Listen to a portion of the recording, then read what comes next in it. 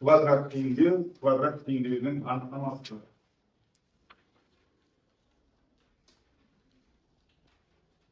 Kvadrat tengliğinin anlaması.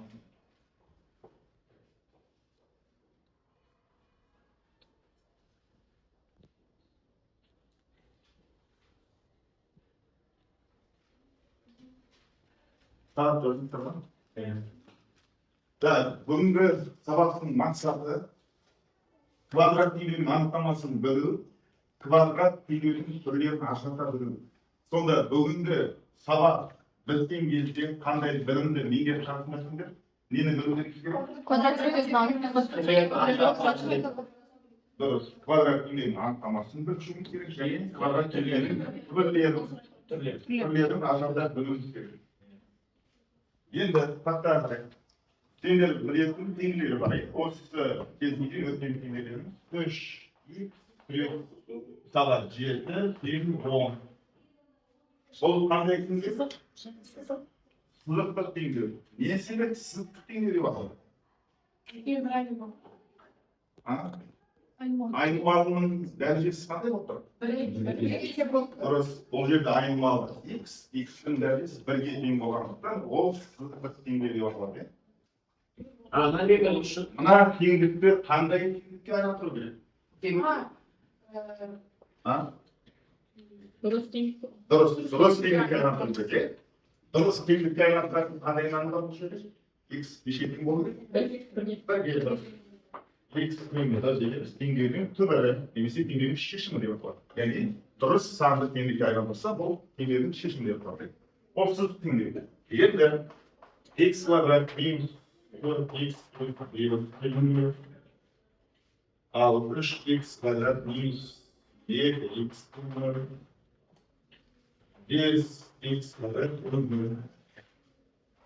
Мына жазған үш теңдеде ортақ не бар? Ортақ квадрат x квадрат. Айнымалысының квадрат бар. Сондықтан бұл қандай теңдеу деп аталады? Квадрат теңдеу деп аталады. Яғни немесе екінші дәрежелі теңдеу немесе квадрат теңдеу деп аталады.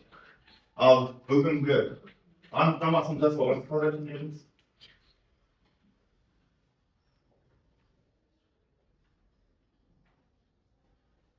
Квадрат теңдеуінің анықтамасы ax квадрат плюс bx плюс c теңдігінің түрлері. А тең емес нөл түріндегі теңдеу квадрат теңдеу деп аталады. Мұндағы x айнымалы a, b, коэффициенттері деп аталады. A, B, C деген бір нақты сандар.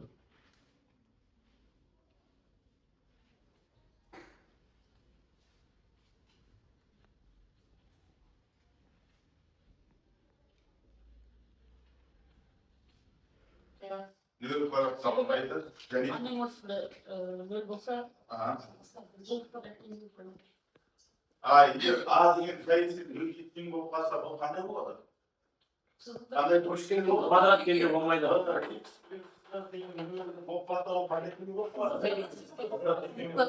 Сондықтан A дегеніміз нөлге тең болмайды. Нөлге тең болып қалса, ол қандай теңдеу болады? Сонымен x квадраттың алдындағы тұрған a санының бірінші коэффициент, x-тің алдында тұрған сан, ол екінші коэффициент, және x-і жоқ саны, ол бос күші деп аталады. Түсінікті ғой? Оның орнында тұруы ретіне байланысты емес. Түсінікті ғой? Есепте орнынан ауыстырып та беру мүмкін. Сондықтан x квадраттың алдындағы коэффициент. Үшінші коэффициент? Тақта қараймыз. Мына A, B, V, G, B, E теңдеулерінің қайсысы квадрат теңдеу бола ма дейді. Асы квадрат теңдеу бола ма? Болады. Себебі ол жерде x квадратта x де бар, бірінші коэффициентте, екінші коэффициентте және бос мүшеде бар. Дұрыс. Келесі қазір коэффициенттерін ашқан. Бірінші A деген квадрат теңдеу бола ке ғой. Бірінші коэффициент неге тең екен? Тамаша, x квадраттың алдында тұрған сан бірінші коэффициент. Олар келесі кім айтады екінші коэффициент? Б тең. Қарап. Bozuk düşesini yedi çıkıyoruz. Birga keling. Tomosha. Kelesi B 48x kvadrat minus x kubning so'q teng nolga kvadratli bo'ladimi? Nima aytadi? O жерде x куб деп тұр. Dürüst, üçüncü dereceli oldu. Aynı manada biz. Bizde yeni ülkenin üçüncü derece oldu diye kvadrat dereceli. Yedinci dengemiz kvadrat demek olamaydı diye. Gayet tersi denge bu. Yekli bütün ondan bir x kvadrat minus 2 minus 0,8 Tamam, mana bunlar.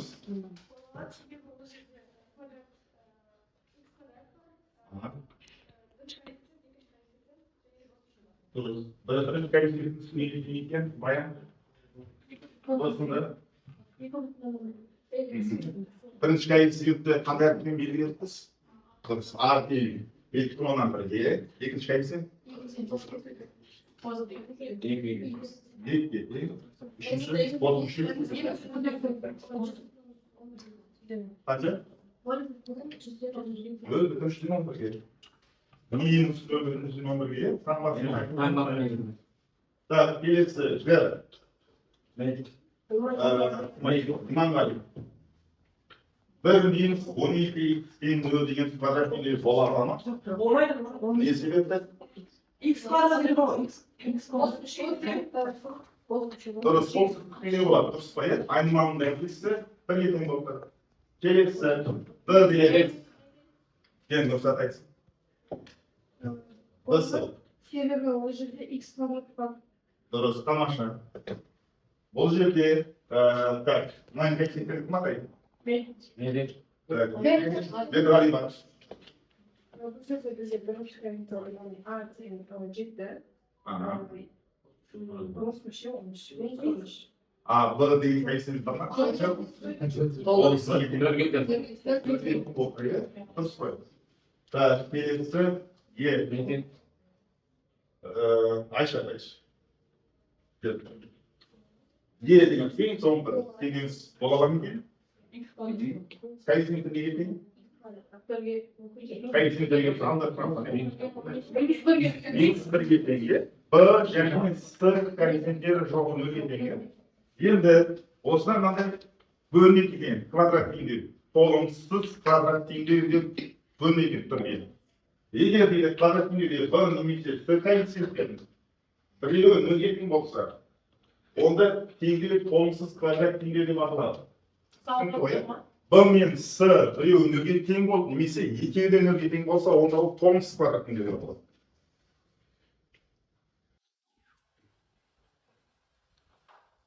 Так, біріншісі нені нөлге тең болса? Нөлге тең болса, иә? B nölge teң болса қандай болады? A x kvadrat plus болады. Мына бірге келеді екен. Так, енді S nölge тең болсын.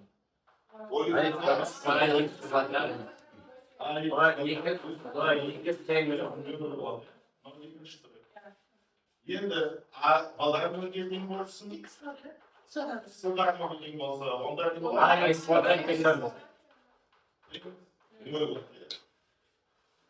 Мына үшеуі толымсыз квадрат теңдеу деп аталады. Яғни бұл жерде B коэффициенті, S коэффициенті немесе B мен S-ның екеуі де жоқ болған жағдайда толымсыз квадрат. Ал толық болса, ол квадрат теңдеу деп аталады. Жауапты қандай кезде? A x kvadrat plus B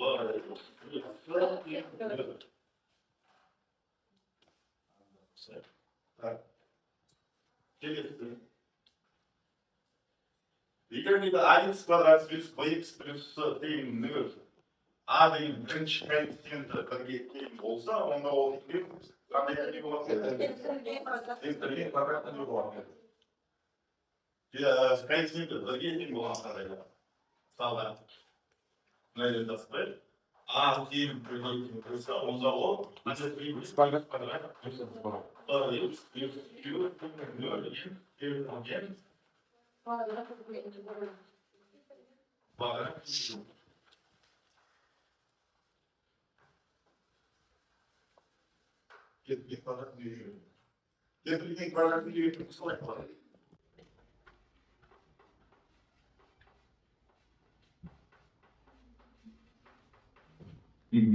Qaranglar. Bu keltirilgan kvadrat tenglik bo'ldimi anlamiz? Çok. Keltirilgan kvadrat tenglik bo'lishi uchun koeffitsient birga teng bo'lishi kerak. Birinchi koeffitsient birga teng bo'lishi kerak. Qaysiga qat'iy kelib chiqadi? O zaman shuni deb qo'yamiz.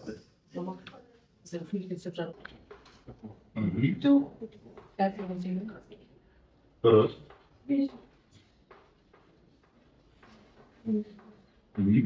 O'zingizning rasman tiyilib bo'ling. O'qing.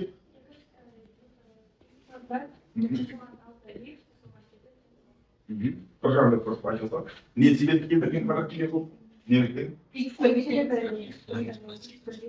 Durust. X kvadratın altında koeffitsient birga teng bo'ladi. O'tirtamiz. X kvadratın altında koeffitsient birga teng bo'ladi. Keltirilgan kvadrat tenglik және kvadrat tengligining b s немесе bir мен s nolga teng bo'lsa, ол qanday tenglik edi? Qo'llansa kvadrat tenglik deb ataladi.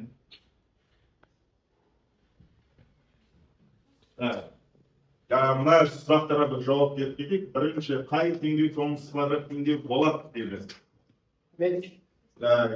Kim aytadi? Neydi?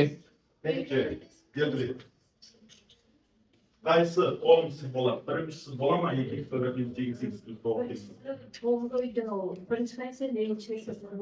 hammasi uch koeffitsient deb Neydi?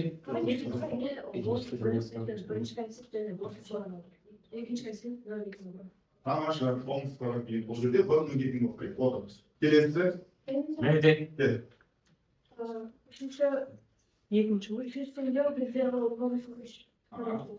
qay koeffitsient yo'q. So'rasa, bor ikkinchi koeffitsient bo'lishi kerak. Tamam. S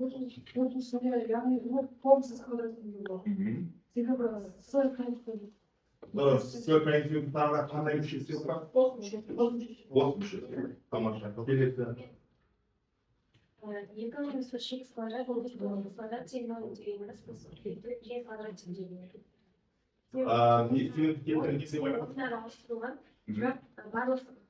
Барлық коэффициенттермен қосымша төлейді. Тамаша. Бірақ келтірілген дегенге келісесіздер ме? Жоқ, келісім. Нейді? Keltirilgan kvadratlық теңдеу ол деген x kvadrat бірінші коэффициент бірге тең болу керек. Ал ол жақта 3-ке тең болып тұр. Минус 3-ке тең болып тұр. Мен жаңағы сабақтың басында айттым ғой, орындарын ауыстырып беріп Ол квадрат теңдеу болады. бірінші коэффициентке тең болса не? Бірінші коэффициент минус 3-ке тең, екінші коэффициент 4-ке тең, қосымша 2-ке тең. Tamam. Болады. Сіздерге қарап тұрмын. Жылдан қамтылғысы беремін. Жалпы жұмыс орындауға 5 минут уақыт беремін. Артықпай, орындарыңызға келтіріңіздер.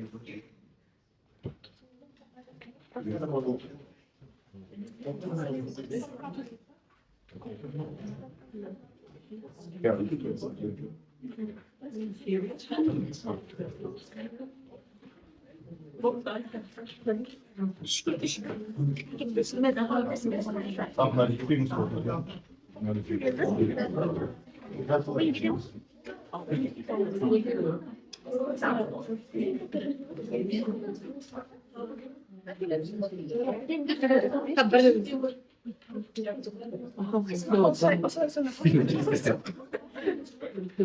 Она вместе держит.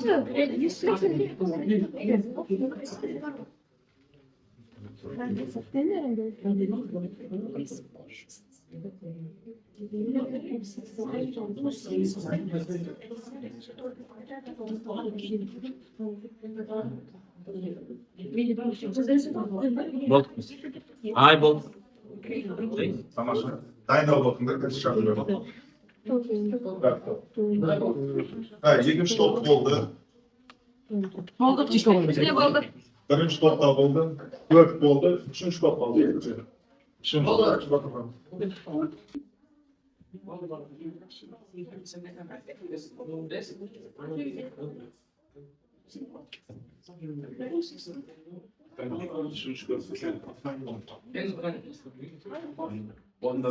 Болды. Бәріміз болды. Енді қайсы топтамайды. Бірінші топтамайды. Ne olacak inşallah. Biliyorsun bu. Gel abi. Sayın. Birinci tamam. Aha. Iskrat falan. Jeden Stopp, ein Übelchen schon. Bakalım oturayım falan bakalım. Sonra bırakıdan bir koy oturuyor. Geliyorsun.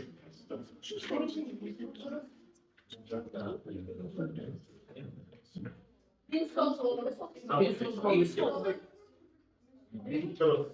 İlgini çıkayım. İlgini oturuyor.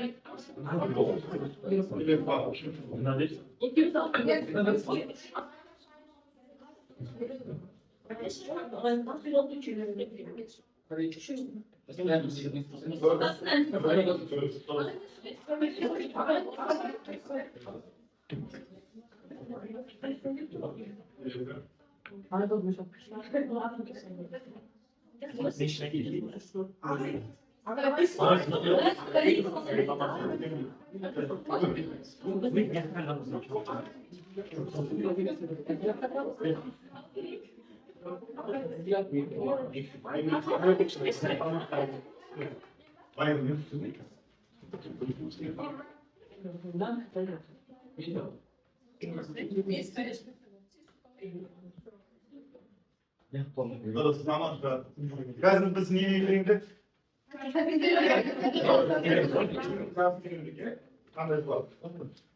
Da, geliyorsun yanında. Tamam.